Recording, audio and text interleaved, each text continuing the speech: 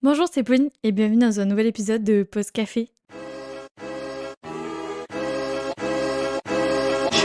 Alors, je commence cet épisode bien sûr en vous souhaitant la bonne année. Bonne année, meilleurs vœux. J'espère que cette année sera que de la réussite, du bonheur et de la santé pour toute personne qui m'écoute ou qui ne m'écoute pas. C'est très court comme bonne année et comme vœu, mais c'est ce que je pense. Donc, hop, on peut commencer par l'épisode d'aujourd'hui. Aujourd'hui, c'est un épisode un petit peu compliqué pour moi parce qu'on va parler de confiance en soi, rapport avec son corps. Je sais pas comment dire, mais de moi au quotidien et ma relation que j'ai avec moi-même en fait. Je pense que je ne peux que vous parler de mon histoire avec mon corps et de comment je suis actuellement Bon, j'enregistre le dimanche 7 janvier, mais ce que je pense maintenant, ça sera pareil pour lundi 8 janvier. Donc bon, voilà, je me perds. On va commencer. Alors, il faut savoir que j'ai toujours été... Toujours. Jusqu'à la 4e, en gros. C'est le point de départ, la 4e. Mais avant la 4e, j'étais une fille fine.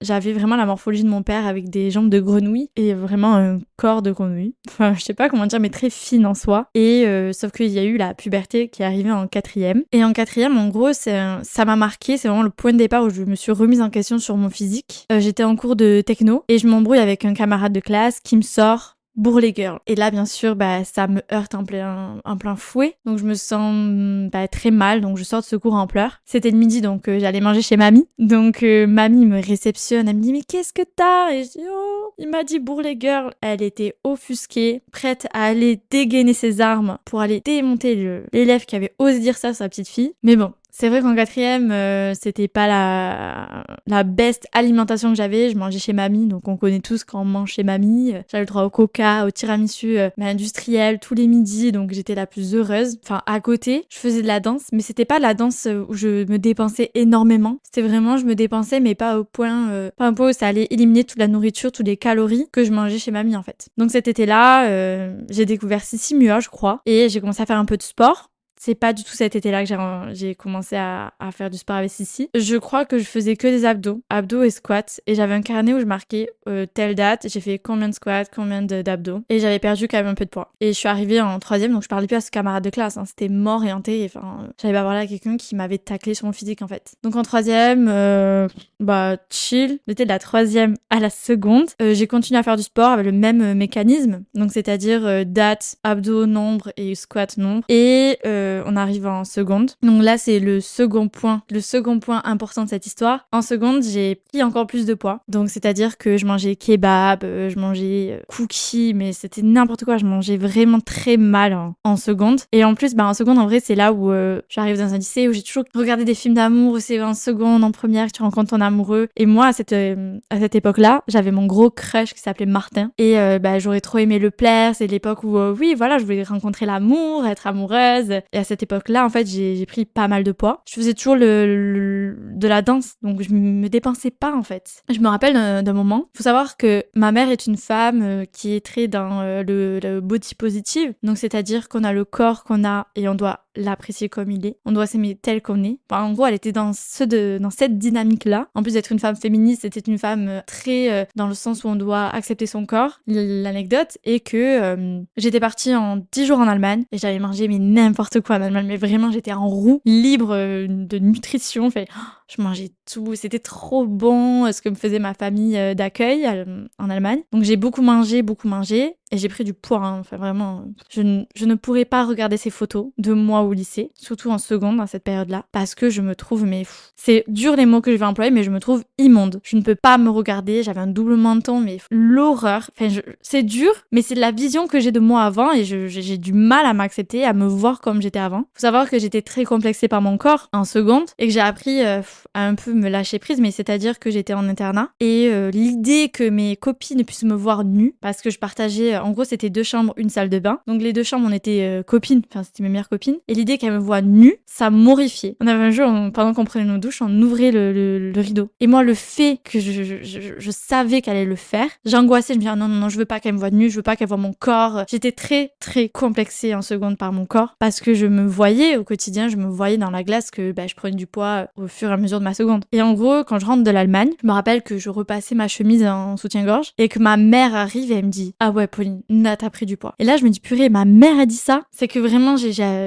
y a quelque chose à faire. Et je me suis dit que cet été-là, j'allais faire du sport. Mais plus le même mécanisme en mode « J'ai fait tel abdo, tel jour. » J'ai rencontré la queen, Sissi Mua. Je faisais 2 vidéos par jour. Et je crois que en seconde, j'ai dû prendre 6 kilos, j'ai dû perdre 5 kilos en un été parce que je me suis vraiment mise à faire du sport, à faire du vélo. C'est vrai que je faisais du vélo et je le notais. Je marquais avec mon téléphone, ça me mettait la distance que je faisais et je mettais donc j'ai fait tel jour, tel kilomètre de vélo. Donc je faisais du vélo, je faisais du sport et c'est vrai que ça m'a aidé à perdre du poids. De plus, cet été-là, j'ai décidé de faire du sport parce que j'allais reprendre le judo et je me suis dit que pour reprendre le judo, il me fallait une condition physique parce que les entraînements que j'allais faire 2 fois par semaine, c'était des entraînements de commando. C'est-à-dire que c'était très intensif et j'avais besoin de me sentir à l'aise dans mon corps et prête physiquement à encaisser les chutes que j'allais faire et pouvoir suivre en fait, tout simplement. Sachant qu'en plus, je faisais aussi du vélo. Pour être de l'internat à mon club de judo, j'avais, je crois, 15 minutes de vélo. Donc j'étais très, très focus sur ma volonté d'être prête physiquement pour cette rentrée de première et que je reprenne le judo, quoi. Et le judo,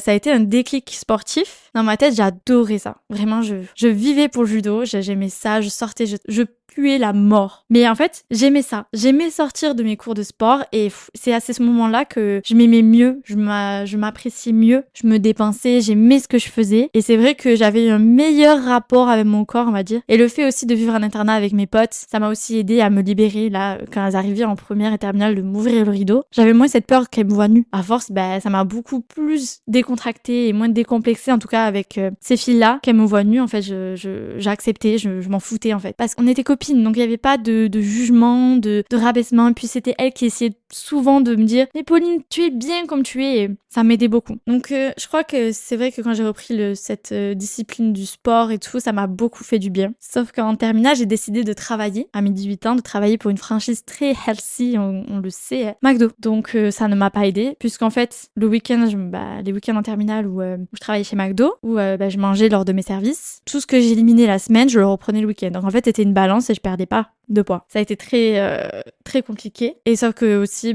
durant cette année-là, en terminale, je me suis blessée à l'épaule, j'ai fait une entorse. Et ensuite, j'ai eu mon accident de voiture qui m'a fait, du coup, arrêter complètement le judo. Ce qui m'a fait que j'ai tout ce qui me faisait du bien. En soi, le judo, ça me faisait du bien physiquement et mentalement. J'avais plus cette ressource-là. Et là, où j'ai recommencé à me sentir moins bien dans mon corps. Puis à ce moment-là, j'ai rencontré mon premier copain, où on allait commencer à être en couple. Et moi, je le voyais très sportif. Et du coup, j'avais un peu une pression en mode « Oh mon Dieu, mais moi, c'est cata. C'est catastrophique, je n'ai pas cette discipline-là, il va me trouver horrible. » Et je crois que les moments les plus durs pour moi, avec mon complexe physique, c'était quand j'allais à la mer en vacances avec mes copines. Je me rappelle d'un moment où, je crois que c'était la 3e fois qu'on partait en vacances, mais de toute façon, les 2 étés d'avant, dès que j'allais à la plage, je mettais un t-shirt, c'était horrible, je ne voulais pas me prendre un maillot de bain. Et il y a pas longtemps, j'ai vu une photo de mon maillot de bain d'il y a 3 ans. Je me suis dit, purée, non mais... Enfin bref, je ne peux même voir cette photo, elle me met mal. Soit revenons à nos moutons, donc je me rappelle que on allait faire une journée boat party, un truc comme ça. Et je me dis, je vais mettre un maillot à 1 pièce parce que je me sentirais pas d'être un maillot à 2 pièces. Donc j'emprunte ce maillot à Manon, je le mets, je me vois dans le miroir et là je fonds en larmes. Je me dis, purée, il lui va trop bien et moi on dirait vraiment une grosse patate. Et je fonds en larmes. Donc je me mets dans ma chambre, je me mets à pleurer. Et là j'entends Elisa qui dit allez les filles on y va. Et là je me dis mais attendez, moi je suis en train de pleurer, je suis pas prête à aller à la boat party en fait. Et donc je sais pas, je dois aller à la salle de bain. Et là je me dis ça va passer nickel, je vais mettre une serviette sur la tête et je vais aller à la salle de bain. Bien sûr que non, ça ne passe pas inaperçu. Lisa m'attrape, les filles arrivent toutes dans la chambre, toutes une après l'autre, elles me disent chacune ce qu'elles aiment chez moi physiquement. En mode, nous on aime ça chez toi, nous on te jalouse de ça, on aimerait ça, on voudrait ça aussi. Tu sais, Pauline, t'as un corps très bien, donc tu sais, il y en a plein qui doivent aussi te jalouser, donc arrête de nous jalouser à nous. Mais c'est vrai que j'ai toujours eu ce côté, comme tous et toutes, de se comparer. Et c'est horrible. Ça, en fait, ça appuie sur la plaie, ça appuie sur le fait que ma confiance en moi et mon complexe avec mon corps ne faisait que s'intensifier. Et entre-temps, j'ai toujours eu une mauvaise vraiment alimentation. Enfin, quand j'étais en coloc avec Elisa, on allait à la salle ensemble, mais après avoir transpiré pendant 45 minutes, on rentrait, on mangeait des cordons bleus et un paquet de Kit Kat Ball. Enfin, rien n'allait, je me marmais pas des meilleures manières, je ne m'armais pas de mes meilleures armes pour avoir une alimentation correcte et faire du sport pour que ça soit bénéfique, quoi. Et maintenant, il y a bientôt 1 an que je suis inscrite à la salle Clark Powell, où il y a des cours cours collectifs où j'essaie d'avoir une meilleure alimentation. Mais si je devrais dire que j'ai vraiment une meilleure alimentation et une meilleure hygiène de vie entre guillemets, c'est depuis que j'ai arrêté totalement de travailler chez McDo en fait. J'ai travaillé 5 ans, 5 ans côté McDo, donc production, vente, etc. Donc j'étais manager équipière, etc. Et quand j'ai repris mes études en février 2022, eh bien oui, à ce moment-là, j'étais côté RH, donc je mangeais plus tous les jours au McDo, mais c'était une fois par semaine j'allais au McDo, sauf qu'une fois par semaine avec mes collègues, mais parfois dans le week-end j'allais avec mes potes, et puis c'était 3 fois par semaine j'allais au McDo chercher des papiers, et du coup je prenais des cookies pour tout le monde, enfin c'était n'importe quoi. Vraiment, question alimentation, ça n'allait pas. Et quand j'ai arrêté de travailler totalement pour McDo, du coup, je mangeais plus une fois par semaine McDo, mais c'est plus une fois tous les 3 semaines, etc. Et j'ai appris aussi à mieux manger. J'ai appris aussi à mieux manger parce que je suis maintenant dans une alternance où les personnes avec qui je travaille sont des gens sportifs, qui aiment bien manger correctement, se documenter sur ça. Encore, il y a 2 jours, ma tutrice qui lit un livre sur comment bien manger, vraiment, quelle astuce, qu'est-ce qu'il faut manger en premier. Enfin bref, des choses très intéressantes où elle se documente dessus, autant mes 2 collègues femmes. Et ça motive, en fait. Je suis dans un environnement où tout le monde a cette volonté-là, et du coup, ça me motive encore plus. Et c'est vrai que depuis février 2022, mais pas du tout. Depuis février 2024, pas du tout. Toujours pas. Depuis février 2023, c'est vrai que je suis à Clark Powell, et c'est là où, en fait, j'ai cet amour du sport que j'avais pour le judo, que j'ai retrouvé temporairement quand je faisais du sport à Freeness où c'était aussi des cours collectifs. Je l'ai retrouvé peut-être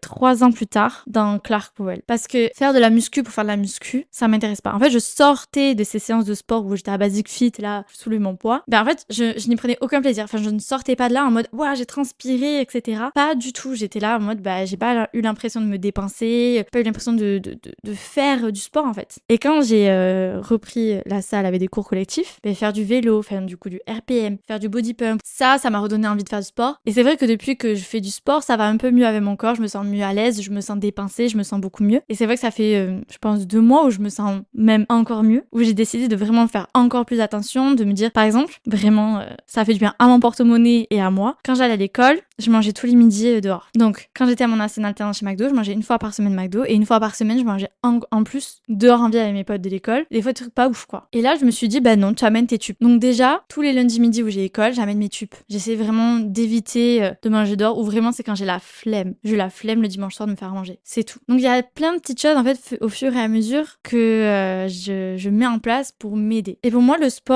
sport, l'alimentation et mon corps, c'est très compliqué la relation que j'entretiens avec ces 3 éléments. Le sport, en fait, j'ai une relation assez, pas toxique, mais assez compliquée, conflictuelle. Parce que dès que je fais pas de sport, je me sens très mal. Je me remets en question, je culpabilise à mort. Parce qu'en fait, à côté, je me dis, ah ouais, mais t'imagines là. Parce que pendant un moment, j'ai mis en place de me dire, j'y vais 4 fois par semaine à la salle, etc. Et je me dis, ah, t'as pas fait tes 4 séances. Imaginons, j'ai pas fait mes 4 séances. Et cette semaine, j'ai mangé 3 fois des gâteaux. Je vais culpabiliser de m'être fait plaisir. Parce que je me dis, t'as pas fait tes séances. Je culpabilise de pas avoir si bien mangé. Et parfois, je me dis, non, mais c'est ouf de se prendre autant la tête. Mais en fait, d'un côté, on est tellement habitué à se dire il faut être dans je sais pas comment dire, mais on est tellement façonné à se dire que quand j'ouvre Instagram, je vois des meufs bien foutues, à l'aise. Et moi, je suis là en mode, moi, je me sens pas à l'aise dans mon corps. Je suis pas comme elle. J'aimerais vraiment être comme elle. J'aimerais me sentir bien, de marcher dans la rue et de me dire, ah, je suis à l'aise avec moi-même. En fait, c'est tellement de se prendre la tête au quotidien que ça en devient nocif. Genre, j'ai un rapport à la nourriture vraiment. Parfois, je vais sauter un repas, je me dis, bon, c'est pas grave. Je vais sauter un repas, ça compensera les fois où j'ai mangé des gâteaux. Mais ça va pas ou quoi? Complètement pas du tout le bon fonctionnement en fait. En gros, je montrais que le sport ça compte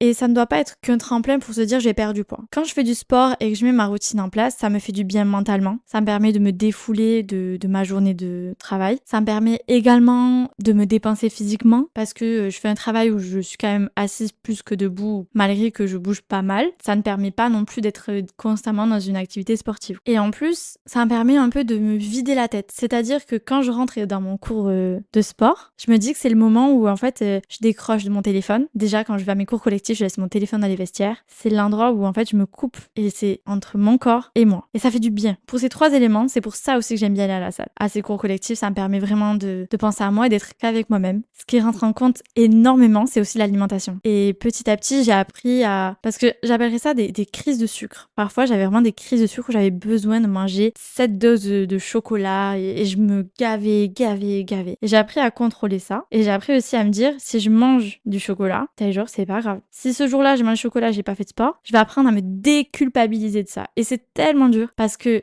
parfois, mes démons, ils reviennent. Mais sauf que, à côté d'avoir fait du sport, mais je fais tellement d'autres choses aussi. Je vais marcher, je marche beaucoup. Déjà, pour aller du métro à chez moi, il y a 20 minutes de marche et la plupart du temps, je rate mes bus. Donc, je suis obligée de marcher. Donc, il faut que j'apprenne vraiment à me dire, c'est pas grave, j'ai pas fait de sport, mais à côté, je bouge. Il faut pas isoler le sport et isoler la nourriture. Il y a plein de choses au quotidien qu'on fait dans une journée qui rentrent en compte. Et sauter des repas non plus, c'est pas, ça ne m'a pas aidé. Et si je dois dire aujourd'hui, en ce 7 janvier/8 janvier, j'essaie petit à petit de déconstruire tout ce que j'ai construit pendant X années qui était très nocif. Et en fait, c'était beaucoup de la frustration et moins de plaisir. Sauf qu'aujourd'hui, j'ai plus envie de vivre dans ce mindset-là. J'ai vraiment envie d'évoluer, de glow up, de tout ça. Et aujourd'hui, si je dois faire un peu le topo, aujourd'hui, j'ai pas le goal du corps que j'aimerais avoir. Mais c'est pas grave, en fait, c'est progressivement que je l'aurai. Et au pire, j'essaie aussi d'accepter le corps que j'ai parce que j'ai pas envie de maltraiter. Enfin, j'ai 25 ans. Je crois que j'ai encore la vie longue devant moi pour pouvoir m'accepter et aimer le corps que j'ai, en fait. Enfin, il faut aussi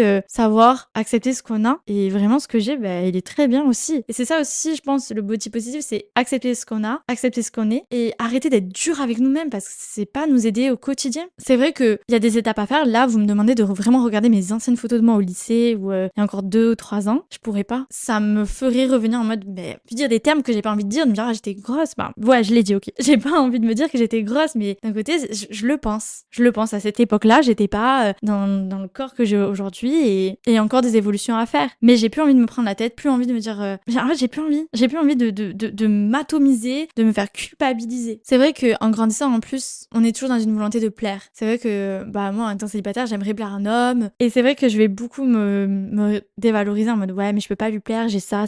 Et il faut que j'arrête de me dévaloriser. Si je lui plais pas, c'est pas grave. Si je suis pas son style, c'est pas grave. Moi, je vais pas me rabaisser et me rendre toute malheureuse parce que je peux pas plaire à ce mec-là. Pas grave, je plairai à un autre. Mais tant que je me plais, vraiment, c'est l'essentiel. Tout ça pour dire que cette année, c'est une année, comme j'ai dit, je veux que ça soit mon année. En mode, pour plein de projets, autant professionnels que personnels. Mais je veux aussi apprendre à m'aimer. J'ai plus envie de passer un été où je me dévalorise, je me trouve horrible, où je peux pas me voir en maillot de bain. C'est bon. J'ai plus envie de ça. J'ai vraiment envie de m'accepter et de me choyer de plus en plus. Le mot de la fin, c'est aimez-vous comme vous êtes. Voilà, je pense que j'ai à peu près tout dit. Donc, je vous souhaite une bonne journée et je vous dis à la semaine prochaine pour un nouvel épisode de Post Café. Ciao!